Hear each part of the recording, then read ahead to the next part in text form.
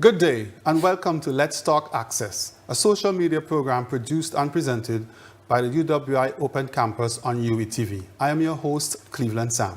On today's program, we talk accreditation and re-accreditation. My guest, Dr. Pamela Dottin, Quality Assurance Officer in the Vice Chancellor's Office. Pamela, welcome to Let's Talk Access. And in fact, you are our very first guest on this new program from Open Campus. Good morning. Thank you very much. It's really a pleasure to be here and certainly to be the first. Yes, and you're in the hot seat today because this is accreditation and re-accreditation time for the Open Campus. Let's start at the beginning. What exactly is accreditation?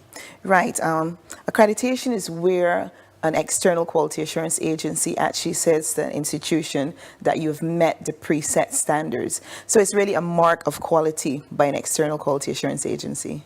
Right. And as far as I understand it, there are different types of accreditation. That's There's right. institutional Yes. as well as program. What type of accreditation is the Open Campus going for this time? Right. We're going for institutional accreditation. A few years ago, the then Vice Chancellor made a directive, if you like, that all the campuses of the university will seek institutional accreditation in its home country. And so we're going for re-accreditation since we were accredited in 2013 by the Barbados Accreditation Council. But this time going, as opposed to just going for re-accreditation with the Barbados Accreditation Council, we're actually seeking joint accreditation with the Barbados Accreditation Council and the Accreditation Council of Trinidad and Tobago. Okay, interesting. We'll get back to that at a later point. But I understand that there's also a theme under which the whole accreditation exercise is being undertaken. That's correct, Cleveland. And the theme for the accreditation exercise this time is opening doors to life-changing learning. And this theme was chosen for a particular reason because when we reflected on what the Open Campus embodied, it really the theme was very reflective. So, for example, someone could come to the Open Campus with no certification at all, and they can do a seminar, a workshop, or things like that. We have certificate programs that's a year long that can bring you up to the qualifications as if you were having A levels. And from there, we offer associate degrees right up to doctoral programs. Both in the doctoral programs are offered at both the taught doctorate level, and we now have one PhD. So when you consider the breadth of experiences and certifications that persons can get from the Open Campus, you can see that the theme is really embodied, that we're opening doors, not just geographically, as we're located in 44 sites across, the English-speaking Caribbean, but we're actually opening doors academically as well. That's really awesome and apt, as you said. So you obviously are not working alone on this because it's a massive undertaking. Who are the other members of your team? That's right. So we have a committee type structure, which with the first committee being the self-study team, which is chaired by the principal of the Open Campus, Dr. Luz Longsworth. And then there's the steering committee, which is chaired by the deputy principal, Professor Julie Meeks. But in addition to that, because we were addressing 5 specific standards, we had 5 separate committees addressing each standard, and each chaired by a different person and made up of a cross-section of persons across the campus. And, there are several other things that happened. So we had marketing, we had right at the beginning, we had a team that was looking at the questionnaires that were going out to the various stakeholders. So it's really been a campus-wide effort to get us to this point. And in terms, later on, we're going to talk about the visits that will be done in March, but you also have a team that's working on those visits. Right. So between the Barbados Accreditation Council and the Accreditation Council of Trinidad and Tobago, they have selected an external evaluation team. And that team is being headed by John Randall, who's out of the UK. The other members of the team are Professor Dennis Mock, who was once the president of Nipissing University in Canada. Then we have Dr. David Medler, who is from the Higher Learning Commission, which is one of the 7 regional accreditation agencies in the USA. And we have Professor Celestine Fernandez, who is retired from the University of Arizona.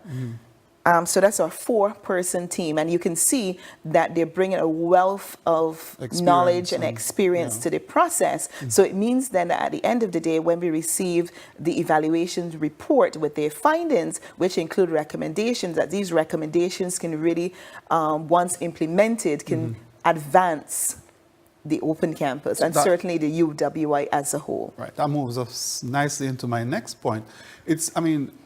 I've read where accreditation can make or break an institution.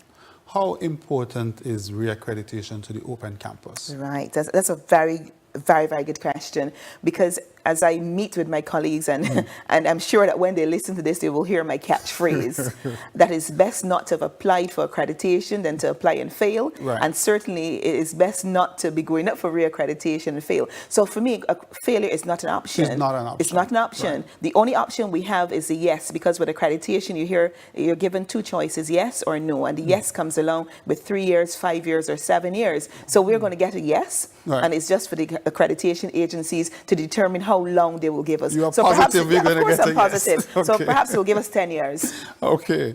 So what does it do for example, a student who wants to apply to the open campus? What having that seal of accreditation? Right. So when you have that seal of quality, as you refer to it, is suggesting that the institution accreditation is suggesting that the institution have processes and procedures of high quality, and that those processes and procedures will ensure that the program, the delivery of the program, the content of the program is of a high value. And it's easier then for students and graduates to have the qualifications accepted and recognized across the region, and certainly outside of the region. So although you will know that accreditation does not cross geographical boundaries, there is a network of external quality assurance agencies. And normally what they do is that as long as an institution is accredited, it's what we call mutual recognition. They will accept the accreditation decision from another agency because they trust their sister or brother agency to maintain the standard within the higher education arena. Right. So just to make it clear, this is re-accreditation for the open campus, because it was accredited in 2013, you said? Yes, it was accredited in 2013 as an infant, if you like. Right. But we were able to prove that, on the back of our older sisters and our system, that we had strong quality assurance processes in place. So we got our accreditation back then for 6 years, and 3 years after that we went through our mid-cycle review and got flying colors again, because even at that review time they could have said in mid-cycle, they could have said, oh no, you're not meeting the criteria anymore, and taken it away or given us conditions. We got a flying colors again. So it's suggesting that the campus is actually improving. And for anyone that knows about quality, you'll recognize that quality is a continuum. So you're always seeking the quality enhancement, the continuous improvement of quality. So we're not saying that we've reached 100%, but we're saying that we're always aiming for improvement. Right. So obviously the whole accreditation exercise is a journey, it's a continuing process. Can you tell us what are some of the steps along the way and where we are now? Well, I brought it along with me because I want everybody to see this document. You see, when we started, the aim was we had 5 standards to address. Remember those committees, and we had to produce a self-assessment report. And this is the evidence in the self-assessment report. How many pages? It is 8 chapters, 440 pages. Wow. And if you put on the front and back cover, 444 pages. Wow. So this document is actually our self-assessment, where we looked at, in fact, it began with us having to compare and look at the recommendations from the last self-assessment, and that's in our chapter 2, and we had to show how we'd achieved them and where we were. And then from chapters 3 to 7, we addressed the individual standards. For example, chapter 3 is mission and objectives, so we had to speak to it. We had to provide evidence, so we couldn't just say we've met it, full stop. We had to provide a whole wealth of evidence, so there's a whole set of appendices going on with this document as well that is not included. And then chapter 8, the very final chapter, is where we pulled out our theme and we summarized our findings and we summarized our recommendations for improvement, because once again, we are looking to continually improve. All right. So this self-assessment report is massive, though. It is, and you can see it has some doors. I hope you can see the picture really well, because you can see the doors. Right. And as it reflects our team, we're opening doors. So there's our students in the middle of the doors that are open doors. All right. Good stuff. And as you said, the accreditation is being conducted by 2 agencies currently. That's correct. And how does that work?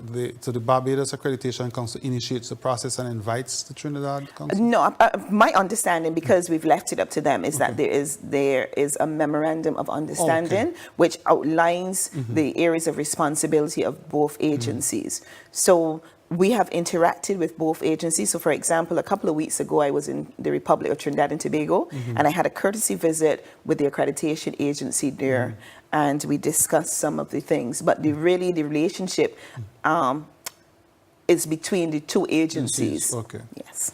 So let's go back to the report. So if members of the public who are watching this program want to access this report, it's available on the Open Campus website. That is correct. It's available online. So www.open.uwi.edu .edu/accreditation, and then you go into the section that says reports, and you will find the 2012 self-assessment report, but you also find the 2018 self-assessment report. So I know this speaks for itself. This is a volume, but I wanted to know, what have you done so far apart from the... Yeah, I was so excited with this that, I had to talk about that first. Right. But we've done several things. Right now, we're in the process of ensuring that our stakeholders are aware of our findings. We're preparing ourselves mentally and all other ways for the visit. Right. I find it a little difficult to tell you what we've done because there's so many things. Because I know you have also gone to some of the countries. Right. So, for example, on Monday and Tuesday, I was in St. Vincent because the team would physically go to St. Vincent. Right. So I'm actually going to all the countries where the team would physically visit. However, although I'm saying physically visiting, it does not mean that our other stakeholders, regardless of where they are, will not be part of the process, because the majority of our interviews will be done using technology. Okay. And you spoke about stakeholders. Who are some of the critical stakeholders you have been interacting with? Well, obviously, for us as an institution, our most important stakeholder is our students. Right? So I've interacted with our students, I've interacted with our tutors, I interact with our members of staff. So those are the major stakeholders, and alumni as well. It's obviously a stakeholder for the Open Campus, because if someone comes to the Open Campus and they've had a good experience, they can speak about it. They can speak about it, and also they will tell other persons, and other persons will come to the institution. So the real focus for us, for any institution really, is about student satisfaction, and creating that student satisfaction that when they leave us and become alumni, that they will also spread the good word of the Pelican. Of course. And these visits are the same, these are the same countries that the team that's coming in March will visit physically. So let's talk about that now. So the actual accreditation visits take place in March. What is that like? Right. So it takes place between the 4th and the 12th of March. And the visit starts in Jamaica. So the Monday and the Tuesday, we're in Jamaica. And then on the Wednesday, which is the 6th of March, the 4-person team splits. So 2 persons go to St. Vincent and the Grenadines, and 2 persons go to Grenada. Then the team comes back together. We go to Trinidad on the Thursday and the Friday. And then finally, we come to Barbados on the Monday and the Tuesday of the following week to end the visit. Now, during the visit itself, the team will be interacting via interviews with the stakeholders. So, for example, the very first person that will be interviewed, in fact, the very first person that they will meet will be the principal, and she will welcome them to Jamaica, and then she will have her interview. They will meet the Open Campus leadership team following that. They will meet the deputy principal. They will meet the vice chancellor of the university. They will meet the pro vice chancellor for board for graduate studies and research, and also the pro vice chancellor for board for undergraduate studies. And then they will meet all the students, both face to face and online. They'll meet our alumni. They'll meet our tutors, both online and face-to-face. And then they will meet the members of staff at the various levels. They'll meet the union representative. So you can see they're getting a holistic picture of the operations of the campus,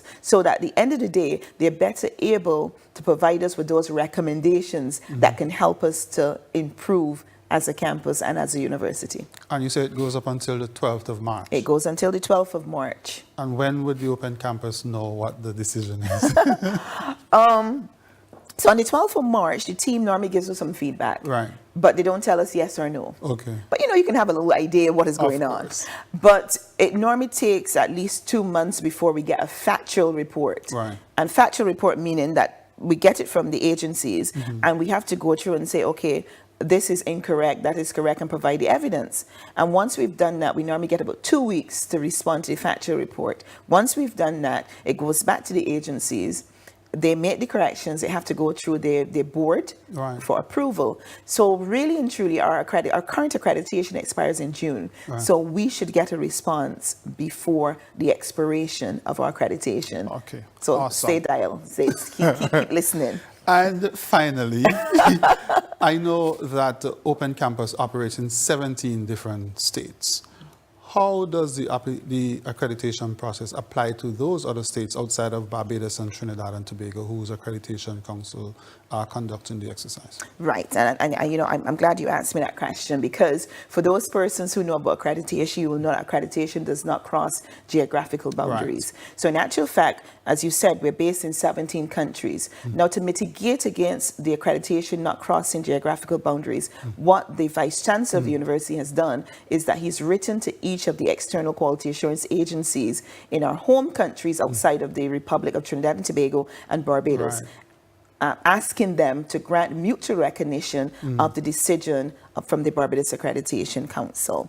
Now, you will probably be aware as well that not all of our countries have accrediting agencies. So where there was not an accreditation agency, we also, via the Vice Chancellor, wrote to the relevant Ministry of Education asking for that form of recognition. Right. Yes. And to date, we've had very, very positive responses from all of our external quality assurance agencies, and we're only waiting 2 responses from our ministries. Well, thank you very much, Pamela. I've been speaking to Dr. Pamela Dottin, and she's a Quality Assurance Officer in the Vice Chancellor's Office. And we have been discussing accreditation and re-accreditation for the Open Campus here in 2019. And as I said, she is the very first guest on Let's Talk Access for Open Campus here on UWI. Now, you can follow the Open Campus online. You can also follow us on social media on Facebook, Twitter, and Instagram. I am Cleveland Sam. Until next time, goodbye.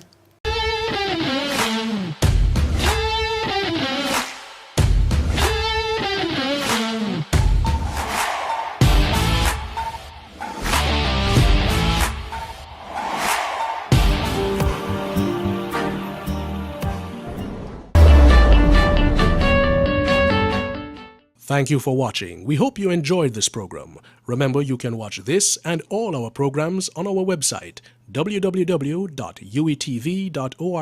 available anytime, anywhere, and on any device. Also, join the conversation on social media by visiting our Facebook, Twitter, and Instagram pages.